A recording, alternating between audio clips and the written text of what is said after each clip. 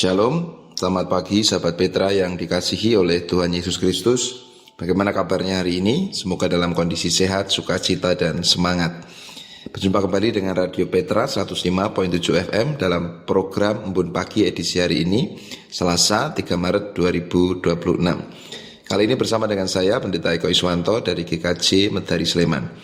Mari sebelum kita membaca, mendengar, dan merenungkan sabdanya, kita berdoa. Saya hantarkan. Bapa, kami bersyukur untuk hari baru yang Kau berikan bagi kami, dan kami akan memulai hari ini dengan membaca, mendengar, dan merenungkan sabdamu. Tolonglah kami dengan kuasa rohmu yang kudus, sehingga kami bisa mengerti, bisa memahami firman-Mu, dan juga bisa melakukannya dalam kehidupan yang kami jalani sehari-hari. Hamba-Mu yang penuh akan dosa kesalahan ini, kiranya Tuhan layakkan dan mampukan untuk menyampaikan kebenaran firman-Mu. Dalam nama Kristus Tuhan Juru Selamat, kami berdoa mohon pertolongan. Amin.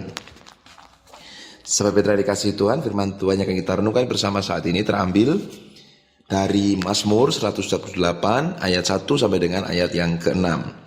Mazmur 128 ayat 1 sampai dengan ayat yang ke-6. Begini firman-Nya. Berbahagialah setiap orang yang takut akan Tuhan, yang hidup menurut jalan yang ditunjukkannya. Apabila engkau memakan hasil jerih payah tanganmu, berbahagialah engkau dan baiklah keadaanmu. Istrimu akan menjadi seperti pohon anggur yang subur di dalam rumahmu. Anak-anakmu seperti tunas pohon zaitun sekeliling mejamu. Sesungguhnya demikianlah akan diberkati orang laki-laki yang takut akan Tuhan.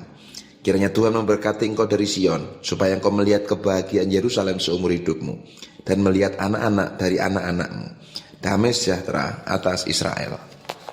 Demikian, sahabat Petra yang dikasihi Tuhan, firman Tuhan yang terambil dari Mazmur 118 ayat 1 sampai dengan ayat yang ke-6. Berbahagialah kita yang tidak hanya mendengar dan merenungkan sabda Tuhan, namun sungguh-sungguh berjuang melakukannya. Hosiana, amin. Sahabat Petra yang dikasihi Tuhan, tema perenungan kita pada pagi ini, pada hari ini adalah berbahagialah. Ya, berbahagialah. Tentu semua orang senantiasa berjuang agar kehidupannya bisa merasakan kebahagiaan. Semua orang menginginkan hidupnya bahagia. Tidak ada orang yang secara sengaja ingin hidup menderita dan sengsara. Namun persoalannya, ketika manusia melakukan banyak hal untuk mencapai kebahagiaan, seringkali ketika dia boleh jujur, dia tidak sungguh-sungguh bisa merasakan kebahagiaan itu sebagai sesuatu yang bersifat tetap, sebagai sesuatu yang sungguh-sungguh bisa dirasakan sepenuh hati, bisa dirasakan dalam kehidupan. Karena meskipun dia sudah memperjuangkan banyak hal, dia sudah melakukan banyak upaya, banyak cara untuk bahagia, ada saja situasi dalam kehidupan yang kemudian seolah merenggut kebahagiaannya.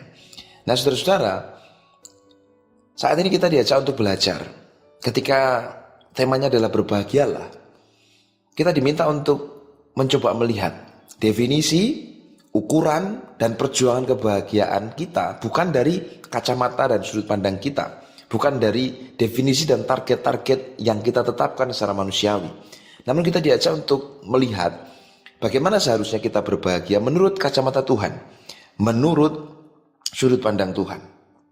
Karena ketika kita hanya mengupayakan kebahagiaan menurut kacamata manusiawi, pastilah kebahagiaan itu tidak akan bisa bersifat tetap. Banyak sekali dinamika dan situasi kehidupan yang lalu akan merenggut kebahagiaan yang tampaknya sudah kita peroleh. Nah hari ini kita belajar dua hal saudara.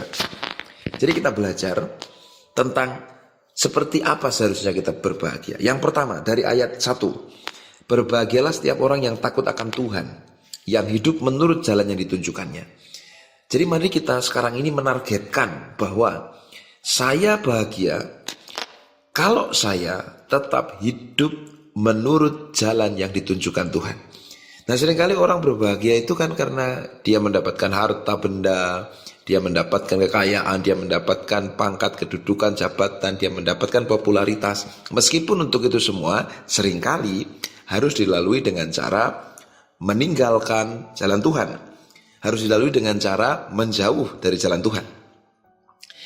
Nah ketika orang mengupayakan banyak hal agar bisa bahagia, termasuk meninggalkan jalan Tuhan, termasuk melupakan jalan Tuhan, tampaknya mungkin dia memperoleh kebahagiaan, tapi sebenarnya kebahagiaannya itu semu.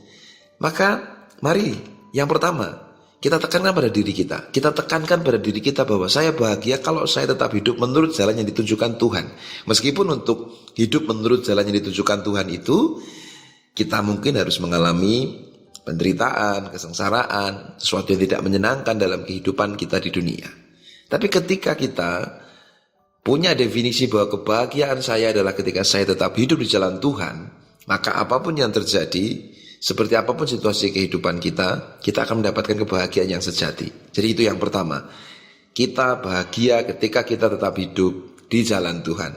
Kemudian yang kedua, apabila engkau memakan hasil jerih payah tanganmu, berbahagialah engkau dan baiklah keadaanmu. Yang kedua, mari kita tanamkan pada diri kita bahwa saya berbahagia ketika saya bisa makan dari hasil kerja keras saya sendiri, makan dari usaha saya sendiri. Meskipun mungkin jumlahnya sedikit, meskipun mungkin jumlahnya tidak melimpah ruah seperti orang lain, tetapi dengan kita bisa menerima bahwa saya bahagia ketika saya bisa mencukupi kebutuhan hidup saya sendiri dengan usaha dan jerih lelah saya sendiri, maka kebahagiaan yang kita rasakan adalah kebahagiaan yang betul-betul menyentuh kehidupan kita. Kebahagiaan itu adalah kebahagiaan yang menguatkan kita. Daripada kita kemudian merasa berbahagia kalau kita dapat banyak uang, kita dapat sesuatu yang melimpah, tetapi harus kita lalui dengan cara mengambil hak milik orang lain, dengan cara merampas hak milik orang lain, dengan cara menghapus atau menghilangkan kebahagiaan orang lain. Nah, bukankah sekarang ini seringkali orang juga, ya meskipun tidak semua, tapi ya cukup banyak orang yang untuk bisa mendapatkan kekayaan, mendapatkan harta, seringkali harus mengambil, merampas hak milik orang lain. Nah, kalaupun kemudian dia bahagia dengan mendapatkan banyak harta dengan cara merampas hak milik orang lain, meskipun dia merasa bahagia, tapi sebenarnya dia tidak pernah bahagia. Maka saudara, kita tanamkan bahwa saya bahagia ketika saya bisa makan dari jerih lelah saya sendiri. Seberapapun itu, maka kebahagiaan yang kita dapatkan adalah kebahagiaan yang awet. Karena apa? Karena rasanya tentram di hati. Kita makan, kita menikmati hasil jerih lelah kita sendiri tanpa merampas hak milik orang lain dalam berbagai bentuk dan caranya. Nah, demikian sahabat Petra yang dikasihi Tuhan, dua hal itu aja yang kita pelajari pada hari ini tentang menemukan kebahagiaan yang sejati seturut dengan apa yang dikehendaki Tuhan. Satu, mari kita tanamkan pada diri kita bahwa saya bahagia ketika saya tetap hidup di jalan Tuhan. Meskipun dengan hidup di jalan Tuhan kita harus mengalami banyak yang tidak menyenangkan, tapi itulah kebahagiaan yang sejati. Dan kemudian yang kedua, kita merasa berbahagia ketika kita makan apa yang menjadi hak kita, ketika kita betul-betul menikmati jerih lelah kita, bukan merampas kebahagiaan orang lain. Itu pasti akan menjadi kebahagiaan yang awet karena kita menikmati hasil jerih lelah kita sendiri, bukan berbahagia di atas penderitaan orang lain yang haknya kita rampas. Demikian sahabat Petra, perenungan kita dalam Bun Pagi edisi hari ini. Mari kita perjuangkan firman Tuhan untuk kita lakukan dalam kehidupan sehari-hari yang kita jalani. Mari kita mohon pertolongan Tuhan di dalam doa. Saya antarkan. Bapa, kami bersyukur untuk kasih kemurahan-Mu. Terima kasih atas firman-Mu yang mengingatkan kami untuk tetap hidup di jalan-Mu apapun situasinya, apapun resikonya, dan biarlah itu menjadi kebahagiaan kami yang sejati.